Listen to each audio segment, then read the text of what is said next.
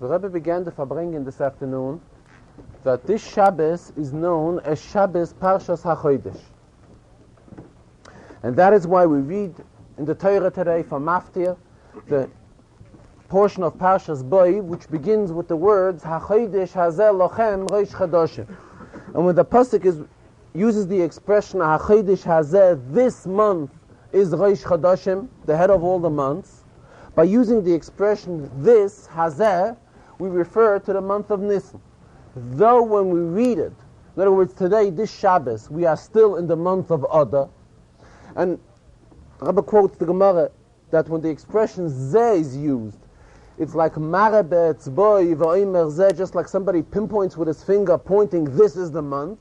So in other words, we are pointing on the month which we are about to enter. And today, being that we are already benching this Chodesh, it's the Shabbos Mevorchim of the month of Nisan.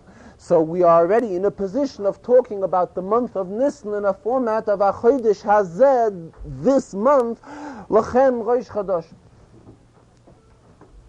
Chazal tell us, there's a medrash, that Mishabacha HaKadosh Baruch Hu Ba'ilama, as soon as HaKadosh Baruch Hu chose the world, after he created the world,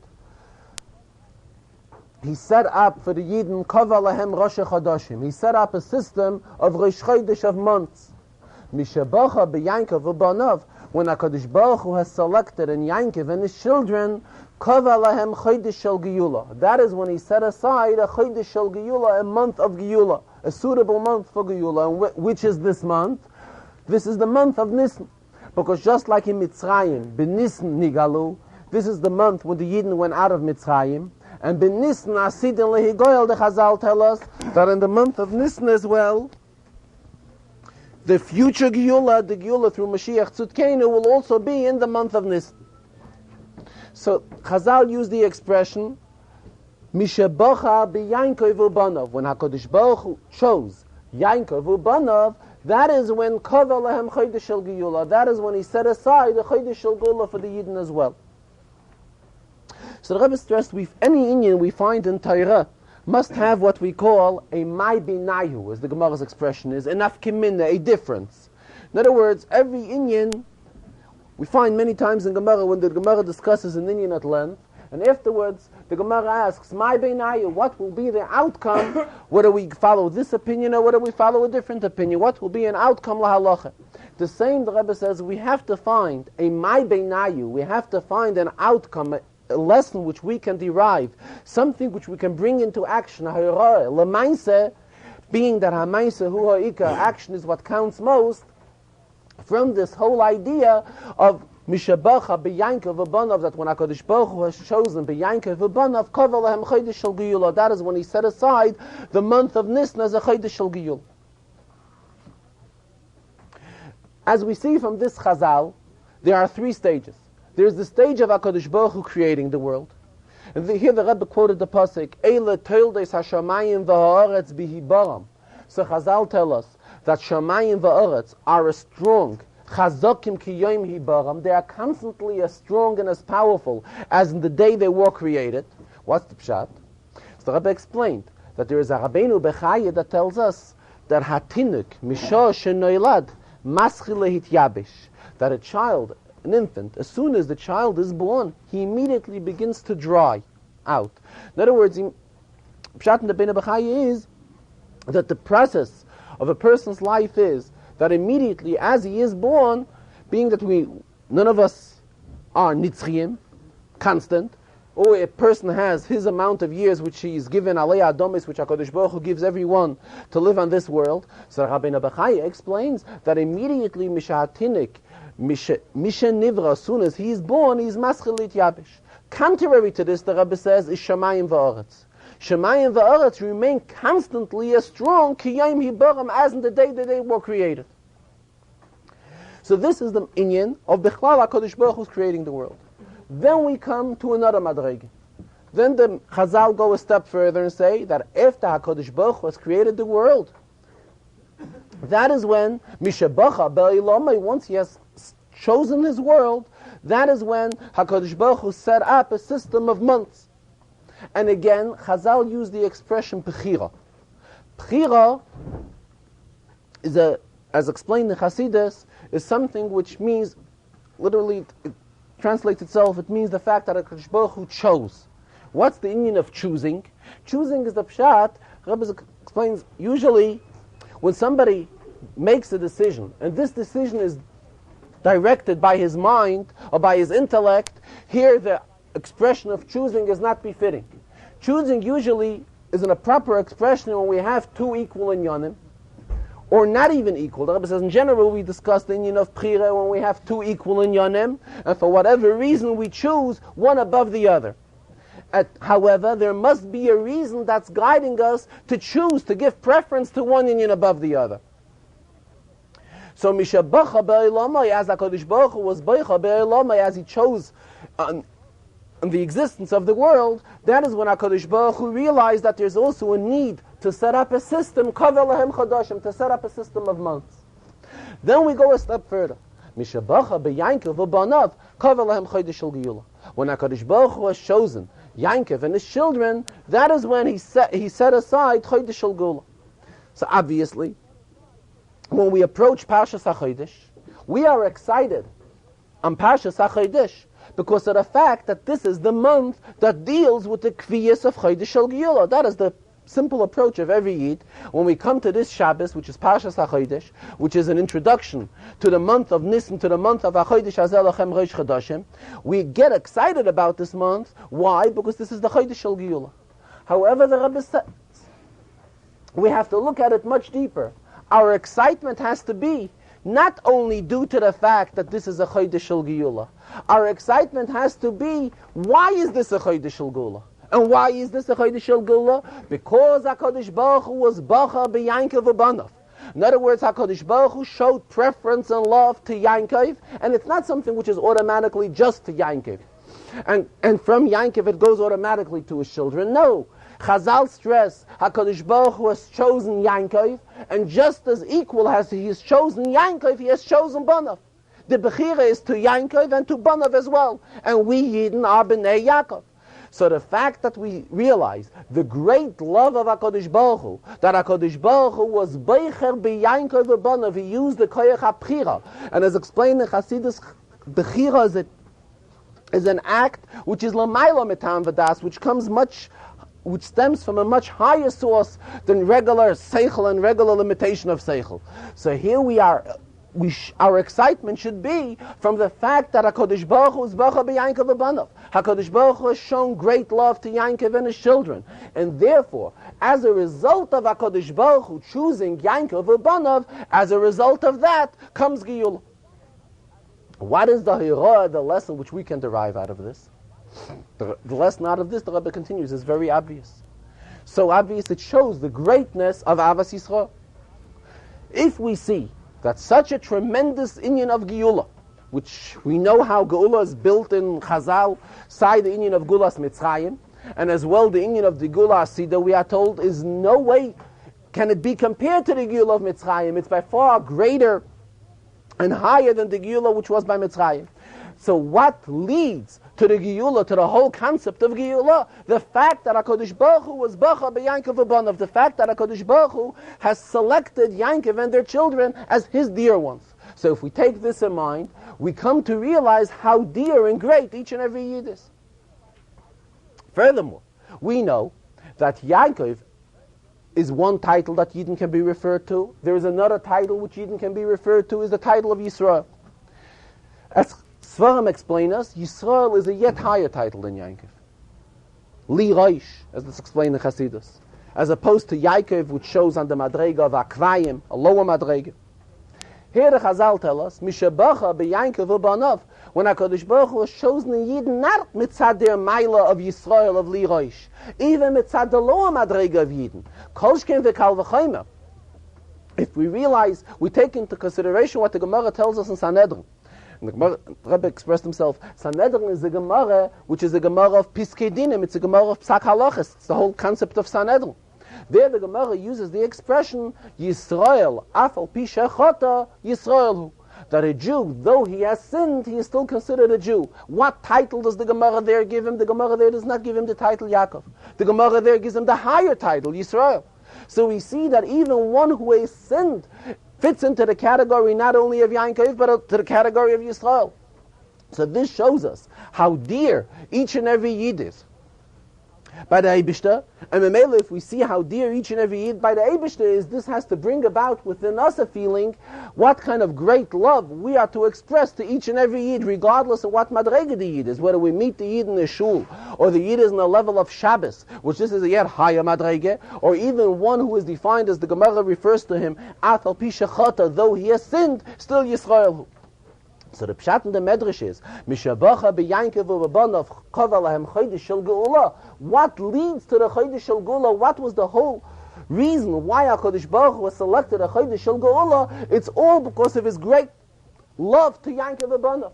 Memele, if HaKadosh Baruch Hu expresses such great love to Yankov u'Banav, how much so do we have to have the same feeling of love as well to Yaakov u'Banav, in other words, to each and every Yid? So the outcome, what is the inyan, the Mai Beinayu, in other words, the Nafkemina, which we derive, the inyan of in Mainse, in HaMainse Hu HaIker, which we derive from the whole idea of Parshas HaChodesh, this gives us an extra chizuk, an extra strengthening ourselves in the great inyan of Avas Yisrael. This is B'negeya Parshas HaChodesh. Parshas HaChodesh can fall out on various sedras. On what Sedra does Parshas HaChodesh come out this year? It's a Sedra which combines Vayakhel and Pekudei. And actually, the way we read in the Torah and Shul, most of the Kriyas HaTorah is geared to Vayakhel-Pekudei. In fact, 7 aliyahs are Vayakhel-Pekudei, and only 1 aliyah is the aliyah of Parshas HaChodesh. So this in itself shows us that the inyan of Vayakhel-Pekudei is something very major, which we can take an extreme great lesson from, and it's very important for this week's Sedra. What is Vayakhel and what is Pekudei? Vayakhel Moshe. Moshe congregated. Whom did he congregate? All of Klal Yisrael. So we see the pasuk here uses a different expression. Pasuk could use the expression Moshe gathered, Vayesef Moshe, or other similar expressions. Still, we see the pasuk stays away from this expression, and the pasuk uses dafka the lashon Vayakhel. Vayakhel stems from the same word kohol, community. So as the Rebbe explained, there's a possibility each and every person has his chashivos, has his importance as an individual, and we can have a group of individuals congregate. So we could look at it several ways. We can have, when there are a group of people together, you could look at them that here we have a group of individuals. In other words, they are not losing their individual identity. They are still individuals, but it is not one individual, it is 10 individuals, or 20, or 30, or whatever. We could look at it a different way. We could look at it that this group of people become a mitzias, become a concept of a call of a community. Until now, there were only individuals. Each and every person by himself is only an individual person, an individual human being. However, what Moshe accomplished here was Vayakhel Moshe. Moshe created a new Metzias of Yidden. He created Yidden in a Metzias not of individuals, but a Metzias of a kahal, a Metzias of a congregation of Yidden.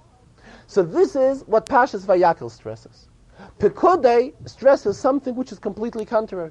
Pekudei, what is Pekudei? The count. When we count, here it is how every individual plays a role. Each and every number, each and every person plays a role in a count. So obviously, when we read Parshas Vayakhel and Pekudei together, obviously we have two contradictions.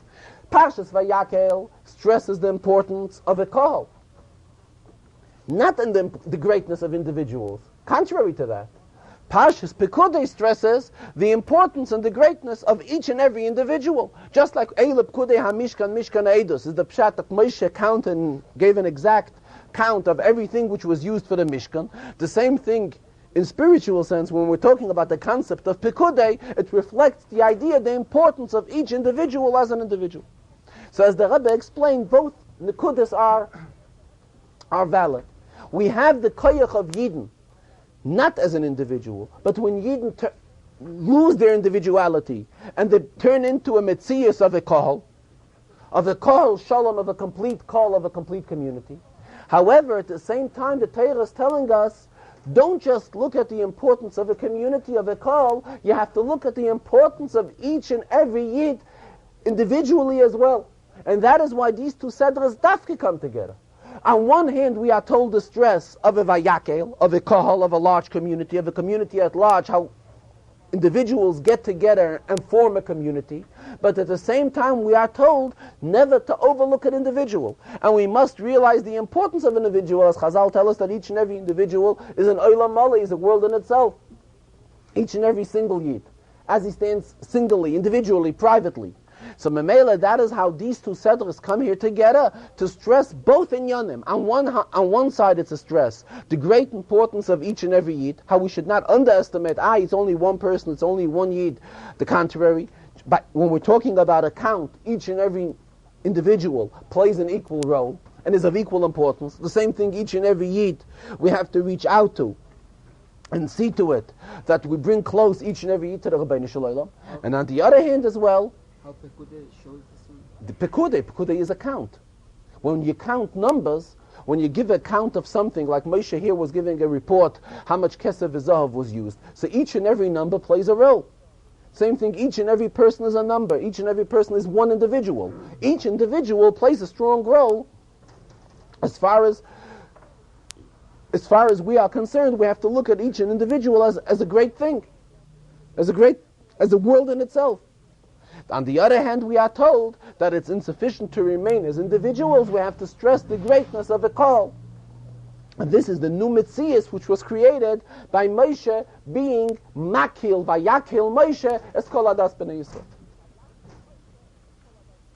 Later in the Farbrengen, the Rebbe went on to many inyanim, as well as learning a Rashi in this week's Sedra, actually an Inyan in this week's Sedra, a Zohar which has a Shaykhis to this week's Sedra, and many other inyanim. B'negei the Zohar, the Rashi, we'll do that first. As the Rebbe has stressed at many occasions, at times he explains an Inyan in Rashi, which requires explanation.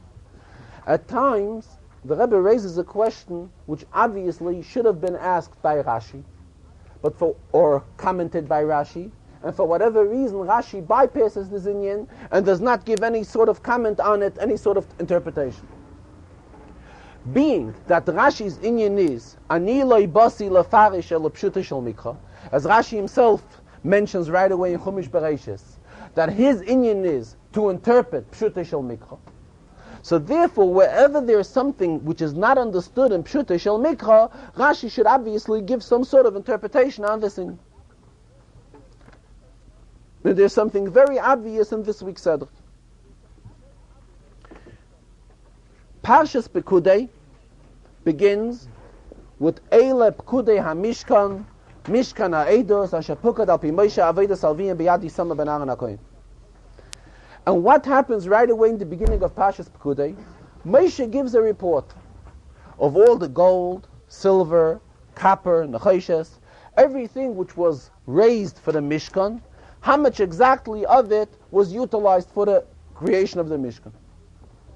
In Parshas Vayakhel, prior to this, we read in all the details about the creating of all the Klei HaMishkan, of all the vessels and all the inyanim which were needed for the Mishkan.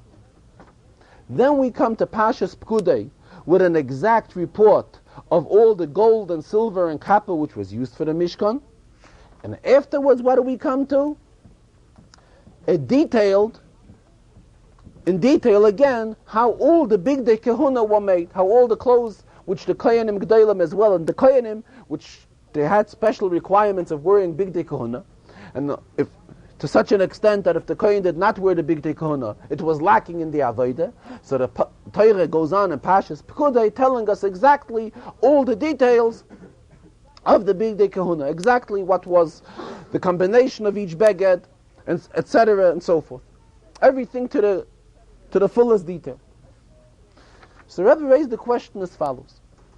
When Moshe is giving us a report of all the gold and silver which was used for the Mishkan and the Nechoshes, Moshe had an alternative to give this as an opening at the beginning of Parshas Vayakhel, before the Torah begins reviewing exactly all the Klei HaMishkan which were made, and all the big tikkahuna which were made, which we are told about in Parshas Pekudei. The Torah should have given a report, Moshe should have given a report exactly So much and so much silver he raised, so much and so much gold, copper, and so forth. This is not what Moshe does.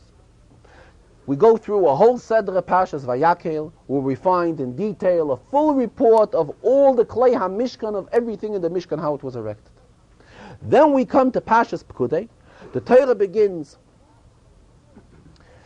with a full detailed report of everything which Moshe raised, what happened to it.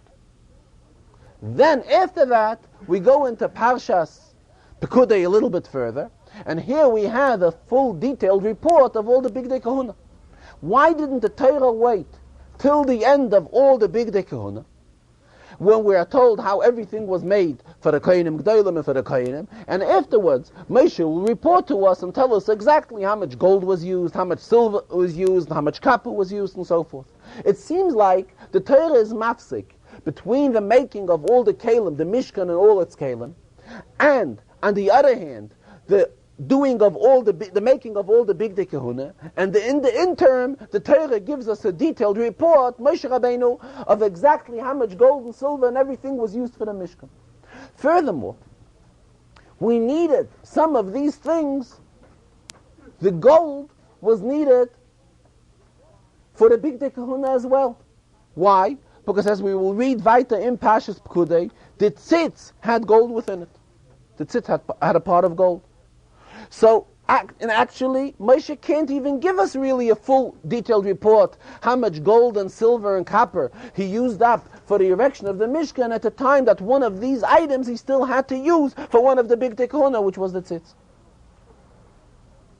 Another question which the Rebbe raised is when the Torah gives us an exact detailed report of what was done with the kesef and what was done with the zahav, Torah also reports what was done with the nechoshes, with the copper. However, there were two other things in the Mishkan, the kiyar, the sink in the Mishkan, the kiyar v'kanoi, and the basin in the Mishkan, which were also erected out of the copper, which was raised towards the Mishkan. And here, when the pasuk reports about everything which Moshe used, there is no mention that the nechoshes was, the copper was all nechoshes was also used for the kiyar v'kanoi, for the sink and its base. Rabbi explained as follows. Moshe Rabbeinu, when he collected all the gold and silver and copper from all the Yidden in order that he should be able to put up the Mishkan, what he did was he first did the Mishkan. True. His first chance, which he had to report to the Yidden what he did with everyone's money, Moshe right away went and utilized this chance and did it. In other words, Moshe was extremely careful and didn't want that the people should say, Moshe is not reporting to them what he has done with all the gold, silver, and copper which he has raised. So the very first opportunity which Moshe had to report to the Yidden and tell them exactly how much gold was used, how much silver was used, how much copper was used, Moshe right away went ahead and did it. Moshe just had one alternative: to report to them on the silver, and to report to them on the copper, and not to report on the gold, because the gold was used for the tzitz. Silver was used for the tzitz. So he would report gold, he would report copper, but he wouldn't report on the silver. So immediately they would all jump on Moshe, what did you do with all the silver as well? So Moshe figured the best and safest thing is that as soon as he finished with Ma'aseh HaMishkan, which this is really what took up the bulk of Kesef, Zahav, and Nechoshes. He only needed a little bit of one of the Inyanim also for the tzitz, but he didn't need more than that. So he figured here's a proper opportunity for him to go ahead and report to the Yidden and tell them exactly how he used their funds. In other words, this was a step of sincere honesty on Moshe's side.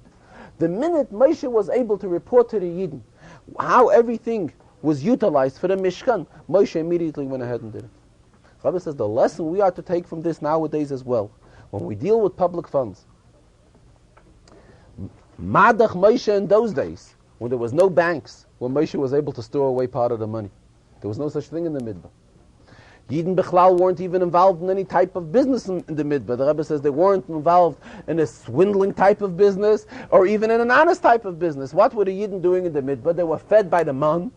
And as the Chazal tell us, that they had all their needs from the Man and Be'er Miriam, they were able to devote themselves all the years in the midbar to be able to sit and learn Torah. So definitely Moshe was not in any position of taking any of these gold and silver, kesef v'zav, which was contributed for the Mishkan, and putting it aside and hiding it anywhere and using it for any private or personal use. So even in those days, where it wasn't possible in any way to take off part of the gold and silver and copper and do something with it, still we see the honesty of Moshe Rabbeinu, that he immediately came out and at his first opportunity which he had, he reported to the Yidden, this is how your dollar was spent.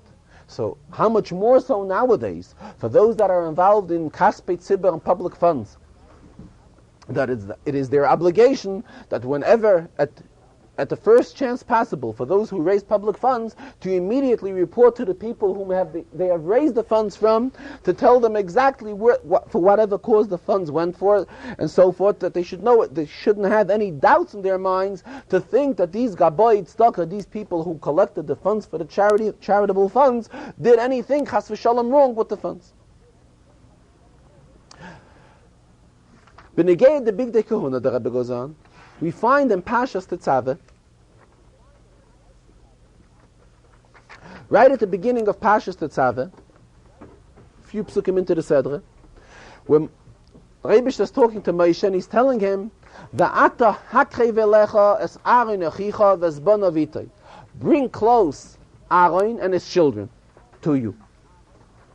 So Rashi comments, V'ata hakrei velecha la'acha shetigma malechas hamishkan. After you will complete and finalize all of the Malechas HaMishkan, that is when you shall bring close Aaron to you and do all the Bigdei Kahuna. And what were the Bigdei Kahuna done for? The Pasuk stresses, L'chavei d'lesefaris. This is something which was supposed to bring honor and beauty to Aaron. Therefore, before Moshe completed with the doing of the Mishkan, there was no need for Moshe to get involved in the Bigdei Kahuna. Why? Because this is how HaKadosh Baruch Hu instructed him to. And there's no need for Rashi to repeat it here, because the child who is learning Chumash is well aware what Rashi told us a few Sadras ago, that when comes Bigdei Kahuna, this is the next step. In other words, once the Mishkan is complete, with all its Kalim, that is when Moshe was instructed to be Makri Velecha Aaron Achicha, to bring close Aaron, bring close Aaron to him, and prepare all the Bigdei Kahuna. So that is why first we have Pashas Vayakhel. Pashas Vayakhel deals with all the details of the Mishkan. Once the Mishkan was completed, Moshe felt a moral responsibility that they had to report to the Yidden and tell them exactly what he spent their funds on. After all this was completed, that is when the Pasuk begins telling us again in detail how all the Bigdei Kahuna were made. There is no need to make the Bigdei Kahuna prior to this. In other words, before Moshe reported to the Yidden how he spent their funds on the Mishkan, because the whole tzivui from the Rebishter, the commandment from the Rebishter on making Bigdei Kahuna was in such a way, dafke, that after the Mishkan is complete, and the Mishkan with all its details, everything was erected, that is when the Rebbeinu Shalom told him that it was his obligation to go and see to it that Aaron and his children should have all their needs for Bigdei Kahuna. Same the Rebbe says, in spiritual, in Ruchniist, there's also the same minyan. There's an inyan of creating a Mishkan, and afterwards comes the next step, is the idea of Bigdei Kahuna. As the Rebbe spoke about it today, spoke that when a child is born and his parents begin educating the child, the first thing is the obligation of the parents to see to it that the bayis, the house where the child is raised, is a bayis that's a Mishkan. Just what is the idea of the Mishkan? The Mishkan had the Shechina within it. V'asuli mikdash v'shachanti b'seicha. The very same, each and every Jewish home has to be what type of a home? A home that's suitable to raise a Jewish child within that home. And therefore it's the obligation of parents to see to it to get alabase for a child, to get proper svarim for a child, to see to it that the whole environment in the house shall be such that it's suitable to raise a Jewish child in it. In other words, the first obligation of the parents is to see to it to set the house in a format of a mishkan. Afterwards comes the next step. Next step is that parents have to when they're raising their child, they have to retain the melamed, retain a teacher who is suitable to do this lecha shamayim. Teaching Jewish children is an occupation which is referred to as a melechas Hashem. It's an occupation, a godly occupation. And when this child goes under the auspices of the proper malamed, of the proper teacher who is giving him the proper education, then comes the next step, then comes the step of Bigdei Kahuna. What's Bigdei Kahuna? By each and every person, each and every Yid is compared to a Kohen. Each and every Yid is a Kohen or a Kohen Gadol, and there are begodim which a child puts on. There is tzitzis, there is tefillin. Child has to be taught the halachas of tzitzis. Child has to be taught the halachas of tefillin. Not just mere putting on the talis cotton, or merely putting on, when he reaches the age of bar mitzvah, to put on tefillin every weekday. It's more than that. Who offers that to the child? This is offered by the kohenim and kohenim gdolim, which are the oisei melechas Hashem. In other words, the teachers who are teaching the child how to go about all these inyanim. That the child should know the proper halachas of tefillin, should know the proper halachas of tzitzis. Naturally, it's the obligation of parents to buy the tzitzis for the child, to purchase the tzitzis, to purchase the tefillin. This is a parental obligation. However, who are the ones that teach the child exactly how to go about all the Bigdei Kahuna which is put upon him? This comes, the next step, this comes by the malamed, by the teacher who is teaching the child.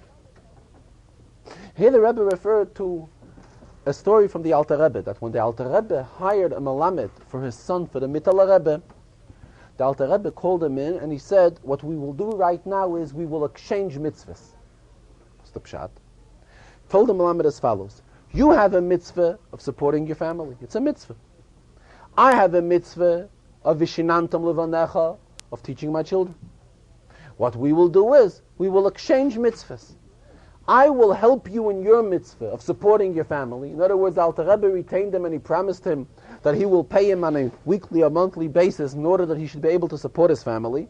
And he will assist the Alter Rebbe in fulfilling the mitzvah of vishinantam levanecha by learning with the Alter Rebbe's children.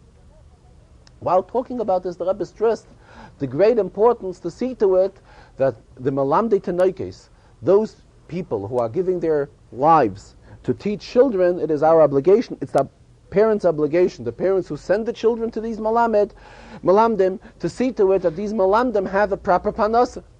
Because the only way that the Malamdim could do their job properly, teaching the children properly, is only when they are in a position that they are making a comfortable living. They are able to feed their families properly.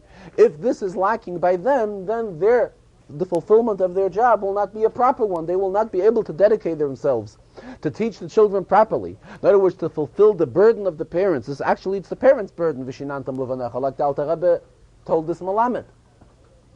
So therefore, it's the obligation of the parents to see to it that the Malamdim should all have a proper and full parnasa, that they should be able to dedicate themselves to teach the child. Talking about chinuch, me'inyan le'inyan, the Rebbe also spoke about cleanliness. And when he was talking about teaching children how to make a bracha, how to daven, that the child should know that when he makes a bracha, his hands have to be clean. When he davens, his hands have to be clean, and so forth. And at the same time, the Rebbe said that there was a stress of Rabbi Seinu Nisiyenu. The Rabbeim demanded very much cleanliness.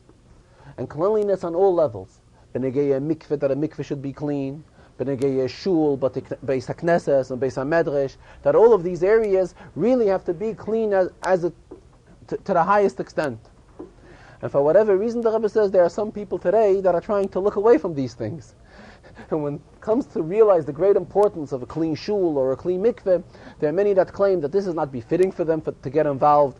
And he says they consider themselves that they are kohenim gdolim. How can they be instructed to be worried about the cleanliness of a shul or about the cleanliness of a mikveh? It's not their inyan. They are much higher than being involved about such minor things. The Rebbe says it's definitely not proper. Cleanliness is something which is very important. There's nobody that can say that he is so big or so great that it is not his inyan to be involved in such type of thing. Again, the Rebbe talking about chinuch, the Rebbe also referred to the very first Rashi in Bereshis. The very first Rashi in Bereshis is the famous Rashi where Rashi says, Amar Rabbi Yitzchak, that the Torah really should have began with HaChodesh Hazeh Lachem, which this is the Pasha which we just spoke about, Pashas HaChodesh. However, why does the Rabbeinu Shalom choose to begin with Bereshis? Because Koyach Ma'asav Higid Le'amai. The Rebbe wants to tell us that really He is the one that has created the world. And therefore, B'negei Eretz Yisrael, He is the one that owns Eretz Yisrael, and He is the one that can give it to whoever He desires to. And He is the one that has given it to Yidden, and that Eretz Yisrael belongs to Yidden. And should anybody come to Yidden and tell them, Listematim, you are thieves for taking Eretz Yisrael away from the Goyim, the Torah is giving us right away a response that it is not so, because Eretz Yisrael was originally ours and it was given to us by the one who has created Eretz Yisrael and the entire world, and therefore we should know what to respond to those who are telling us that we are thieves by possessing Eretz Yisrael. And the Rebbe stressed how this is the first Rashi, which Rashi is telling the child as well, giving the Ben Chomish Lemikra. The youngster who is learning Chumash, Rashi is putting everything into Pshuta Shel Mikra. And in Pshuta Shel Mikra, Rashi is right away educating the Jewish child that he should have a proper answer. He should know that should he ever be approached, Listematim, that we are thieves for holding on to Eretz Yisrael, the child should know what to respond. And this is what Rashi is telling us right away in his very opening words, in the first Rashi of the Torah. Talking again about Chinuch in the Farbrengen, the Rebbe spoke out very strong against talking in shul. The Rebbe says we come to shul, we fail to realize what we came to shul for. We come to shul, so we feel that in order to be able to properly fit into shul, what we have to do is relate to the people whom we meet in shul. We have to relate to them all the latest news we just heard.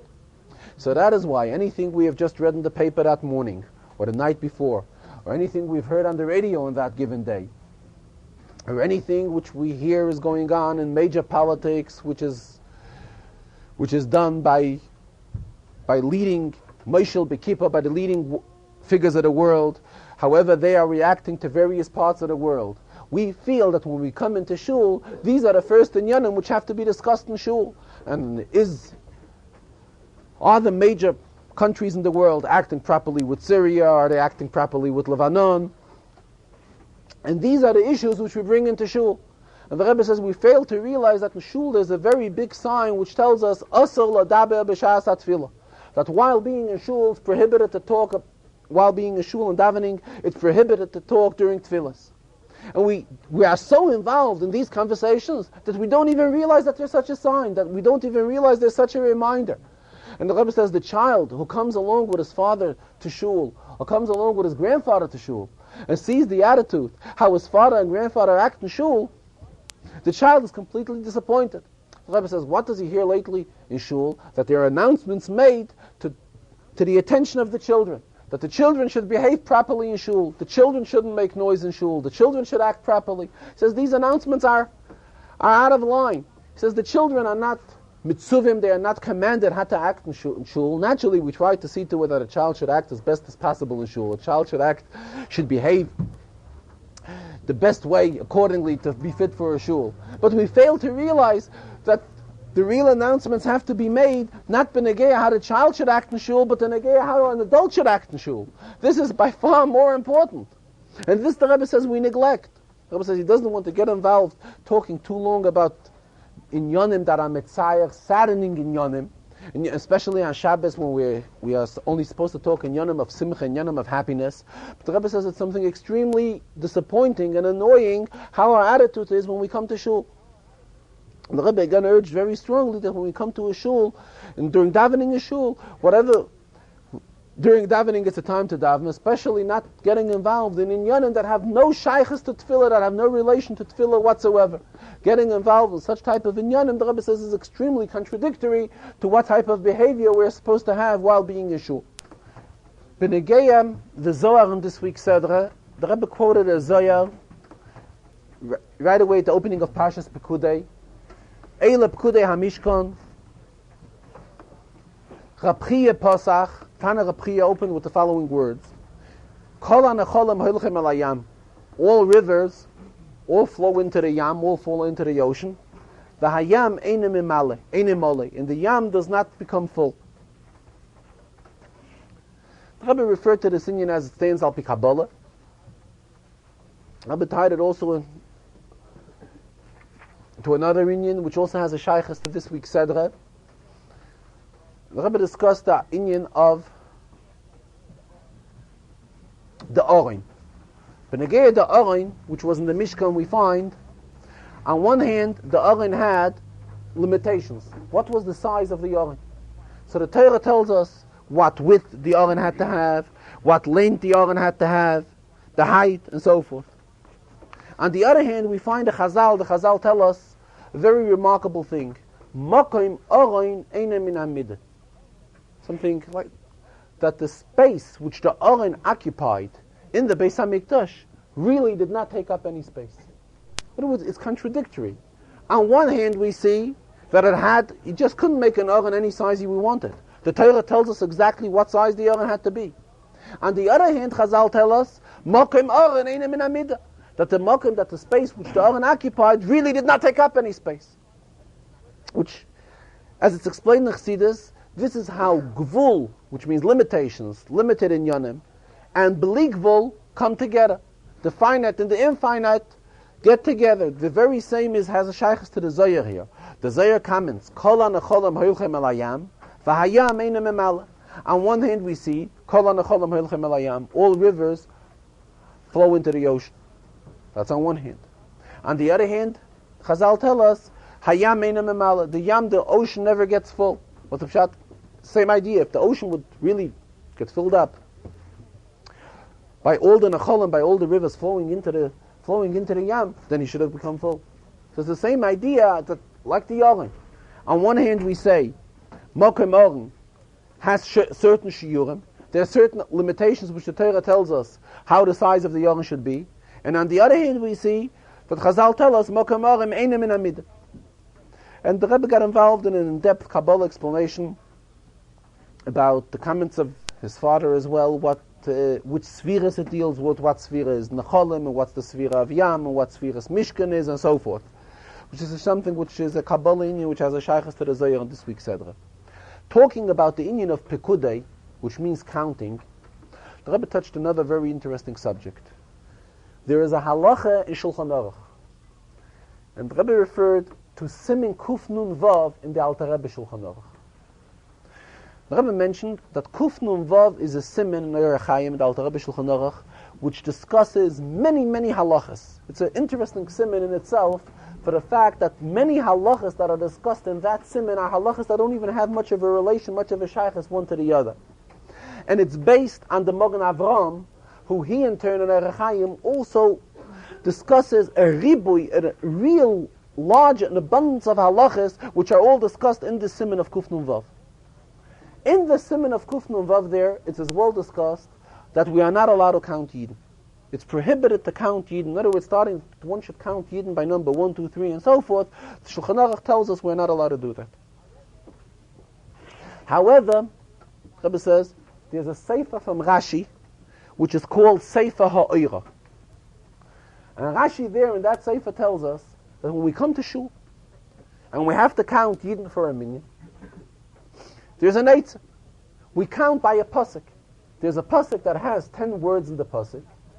V'ani beroiv chasdecha, ovei el beisecha, eshtacha ve'el heichal kodshecha b'yirasecha. This pasuk has 10 words. So if we want to know if we already have a minyan in shul or we don't have a minyan in shul, there's a simple eitzah. Start counting the people by saying this pasuk. In Shulchan Aruch, there's another eitzah mentioned. There's another suggestion mentioned in Shulchan Aruch. Rather than counting people, we should count their fingers. Everyone should raise their hand or stick out a finger, and we will count them that way. So in other words, in actuality, we're not counting people, we're counting number of fingers. In the Kitzur Shulchan Aruch, the Kitzur Shulchan Aruch brings the same halacha, and in that halacha, he suggests a different pasuk. Very famous pasuk, he suggests the pasuk, Hoshia Samecha. The pasuk Hoshia Samecha also is composed of 10 words. So if we want to count a minyan, there's an eitzah, there's an alternative. Rather than counting 10 people, count Hoshia Samecha until the end of the pasuk, you will be able to count 10 people. Rabbi says it's appropriate for the Kitzur Shulchan Aruch to bring the pasuk of Hoshea Samecha. Hoshea Samecha is a pasuk that deals with Shuvah. And being that Chazal tell us, Kva kolu kol hakitzen, ve'ein hadavar tolo elu b'tshuva, it's already, we've gone through all the cates and all the times which we were told that Mashiach will come. And the only thing which we are left with now is, the only alternative is, it only depends on tshuva. And when Yidden will really awaken properly and will all do tshuva, this will bring the coming of Mashiach. Memela, a pasuk that deals with this inyan is very appropriate by the Kitzur Shulchan Aruch to suggest to us to use such type of a pasuk, which is a reminder on tshuva. And when we want to count a minyan, and tefillah, all these inyanim which awaken Yidden, it's very appropriate to use such type of a pasuk.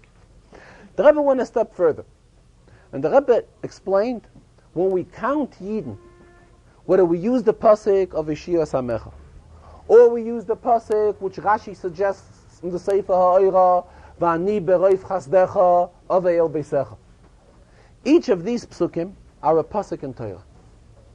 Torah is the Moshe Rabbeinu. Who is the one that related Torah to Yidden? Moshe. Moshe kibul Torah m'Sinai u'mesara l'Yeshua. By doing this, it's like Moshe's account. Just like the pasuk here tells us. Vayakhel-Pekudei ha-mishkan mishkan ha'edus. Who is the one that counted here? It's a count done by Moshe Rabbeinu. The same, when we count Yidden, not counting Stam, but using a pasuk of Torah. A pasuk of Torah's Moshe. Regardless whatever pasuk we use. When we count Yidden in such a way, it's like Moshe's account. In other words, it gets the same chshivas just like Moshe Rabbeinu would be counting. And just like we find in this week's Chazarah, the great stress on Vayakhel-Pekudei ha-mishkan mishkan ha'edus, the great stress which the Torah stresses Moshe's counting, the same thing the Rebbe says, this koyach is given to each and every Yid. That when each and every Yid counts another Yid, when we have to come on to such type of an inyan, whether we have to know whether there's a minyan for tefillah or another type of an occasion. When we have to come on to such type of accounting, we do it with the koyach of Moshe Rabbeinu, and it's considered just like Moshe's Pekudei. Pekudei means counting. Accounting which was done just like by Moshe Rabbeinu. When we follow the instructions which we are told in Shulchan Aruch by counting Yidden through one of these psukim. And the Rebbe concluded, we are hoping for the Gula to come immediately. And as Chazal tell us, Goyel Rishon hu Goyel Achon. The one that took the Yidden out of Mitzrayim, Goyel Achon hu Goyel Rishon. The one that took the Yidden out of Mitzrayim, he will be the one that will take the Yidden out of this Golus as well. Who is this? Moshe Rabbeinu. So we have to hope for that in the immediate future we will be zeiche to hear and see the Geula HaSida which will be headed by Moshe Rabbeinu, and we will be able to hear what we are going to read in this week's Sedre. In other words, today to Mincha we already began the new Sedre, the new Chumash, which is Parshas Vayikra, Chumash Vayikra. And Chumash Vayikra begins with the words of Vayikra el Moshe. HaKadosh Baruch Hu called to Moshe, we should be zeicha in the immediate future to hear the voice of Moshe calling to us, taking us out of this gullus, and Moshe teaching us Torah b'mheira v'yamin. The end of the Farbrengen, when the Rebbe had sit there in front of him and already reminded for the making of a bracha achayna, Rebbe said that being that it is Shabbos Mevochem, the month of Chodesh Nisan, it's extremely appropriate to remind again about all of the Miftzayim in general, and most particularly these Miftzayim that deal with the month of Nisan. And primarily it is the Miftzah of Matzah, to see to it that Yidden should have a Kezayis Matzah, to be able to fulfill the mitzvah of Matzah accordingly at the Seder. And as the Rebbe spoke many, many years before, and the Rebbe reminds us every year, the best way to do it is by seeing to it that each and every Yid has a Kezayis of Matzah Shmura, handmade Shmura Matzah, at least for the Seder night, at least for the Kezayis Matzah, and distributing Matzah, giving out Matzah to whoever we know, to all our acquaintances, to see to it that they all have Matzah, proper Matzah, in other words, Shmura Matzah and round Shmura Matzah, handmade Shmura Matzah, at least for the Seder. And as well another inyan which the Rebbe referred to very strongly, mentioned it in today's Farbrengen and Purim Dike Farbrengen as well, another inyan which is very important for Pesach is the inyan of Mois Chitim. And that is, it's an old custom by Yidden to see to it that each and every Jewish family and Jewish individual should be able to celebrate Pesach accordingly. And when we're talking about Pesach, we know it's a yontif that deals with many extra expenses. It is our obligation, before we sit down to celebrate our Seder properly and accordingly, that we make sure that each and every Yid has the means to be able to sit down and celebrate his Seder as well in a very proper and suitable way as it is suitable for Yontif. And that is why there are campaigns, funds in every shul, in every community, which is called a Mois Chitim campaign. And this is where we contribute. This campaign helps out those who are in need of assistance to be able to fulfill a happy and kosher Pesach. Kosher and freilich Yontif. Amen.